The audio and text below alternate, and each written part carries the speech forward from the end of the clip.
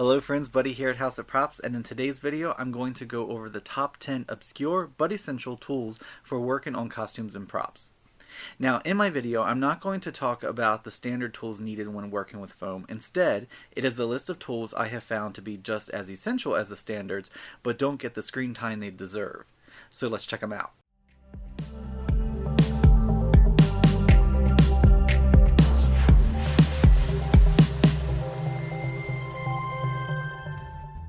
Alright, to kick things off are some hole punches.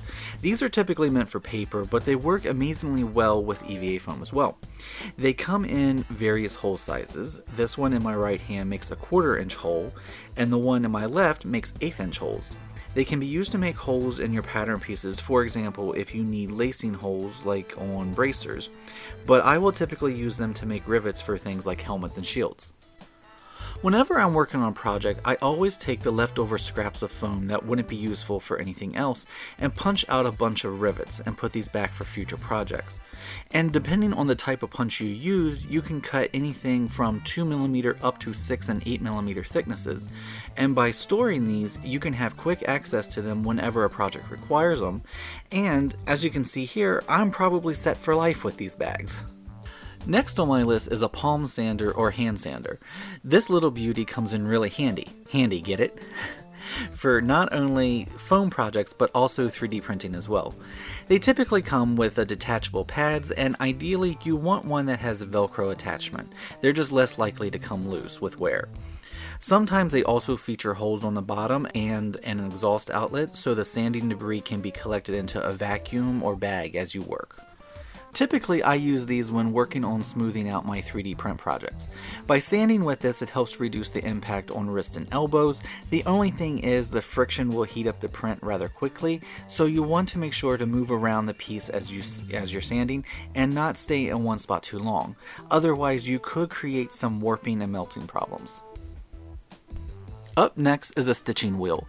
These are typically used when working with leather to create pinpoint holes so the stitching can be lined up and helps the needle pass more easily through the leather. But I found it works really well with foam when trying to get an authentic leather effect. The technique is basically the same as with the leather. You push the points into the foam and roll along the line where you want your stitching, and it'll leave behind these small punctures, where you can then sew through with thread and get a realistic effect on the foam that will look like leather.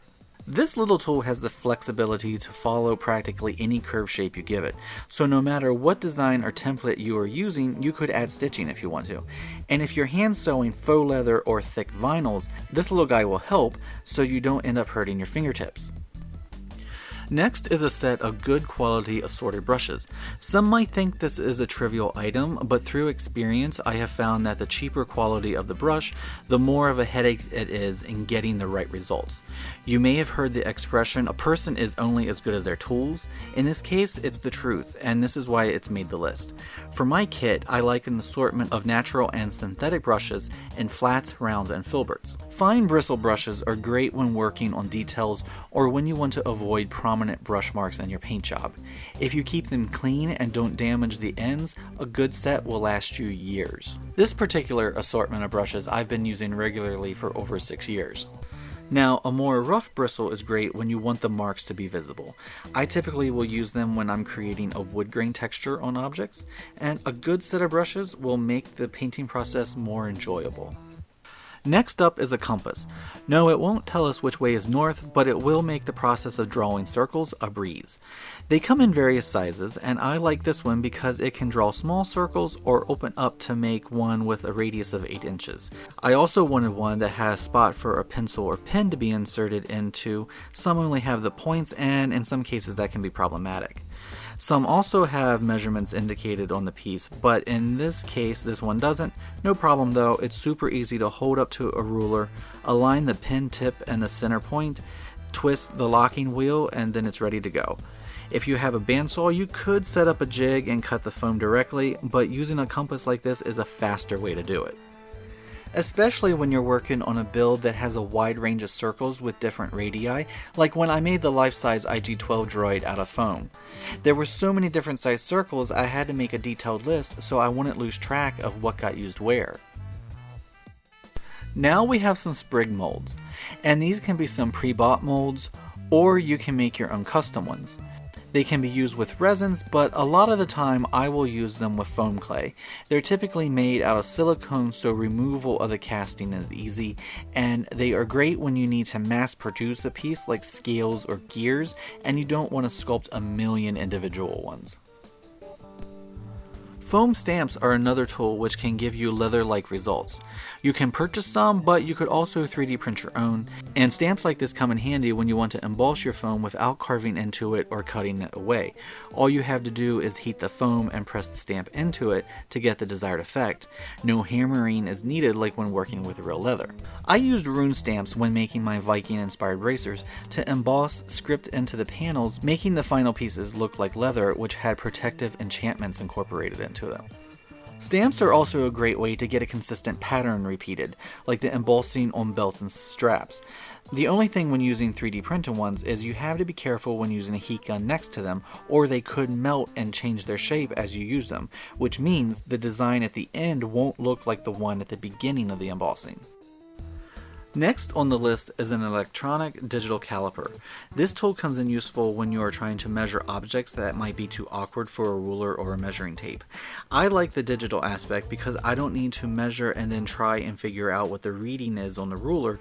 The little screen shows it nicely, and in this case it'll measure to 1/10 of a millimeter. This particular model has the option to switch between millimeter and inches, and with inches it can measure to 1/100th of an inch. Now, typically I will use a caliper when I work with pipes or dowels. They have measurements when they come from the store, but you can never tell if what the store says is fact or an approximation. Plus, with piping, the measurement given is sometimes the outside diameter, and in other cases it's the diameter of the inner opening, and this seems to not only vary by the pipe's purpose, but also by the brand. So having a caliper allows you to always be able to get precise measurements. Number 9 on the list is an electric knife, aka meat carver. I know this seems like a what the hell kind of tool, but you'd be amazed how easy it slices through EVA foam. You can get these new, but they are pricey, so I recommend checking out your local thrift store for an older one. That's where I got mine, and I only had to pay $2.99 for it. And older models are fine if using with EVA foam. It's not like they're cutting through thick meat. Typically they have 2 oscillating blades that lock into the handheld attachment, and this can be used to carve away large pieces of foam, whereas using a sanding drum would take a lot longer and keeping the surface smooth and consistent would be a lot more difficult. With this knife you can glide through the foam and create clean, smooth cuts and large bevels. Okay, so last on the list, but certainly not least, is a wood burner with changeable tips. This tool comes in really useful when adding very intricate detail to your builds, especially foam projects. These aren't super expensive. You can get a good one for under $10 in some stores, but I like this one where the tips screw into the hand attachment. I used the wood burner when I made the Second Age Gondorian's shield, specifically the detailed tree design on the front. The wood burner helped create texture in the design that I would have been unable to achieve otherwise. A note though, when using a wood burner with foam, the fumes created are toxic, so work in a well-ventilated space and use your PPE. Another tip I really like to use is this hobby knife blade attachment. It comes in really handy when creating plank lines in foam because the knife cuts the line and the heat causes the foam to shrink back slightly, which causes the line to open up a little, and the foam will look like 2 wood planks that have been pressed together. So friends, that's my list. I hope you found this video informative. If you did, or if you have any questions, feel free to let me hear them in the comments and I'll answer them. Please give this video a thumbs up, share it with friends and family, subscribe to this channel if you haven't already. It's completely free to you and will only help this channel grow. Thanks, and I'll catch you on the next one. Have a great day. And remember, if you are building any of my builds or using any of my templates, feel free and tag me at Haas of Props on Instagram, Twitter, and TikTok because I would really like to see your fantastic work. Thank you for watching, and I'll see you next time.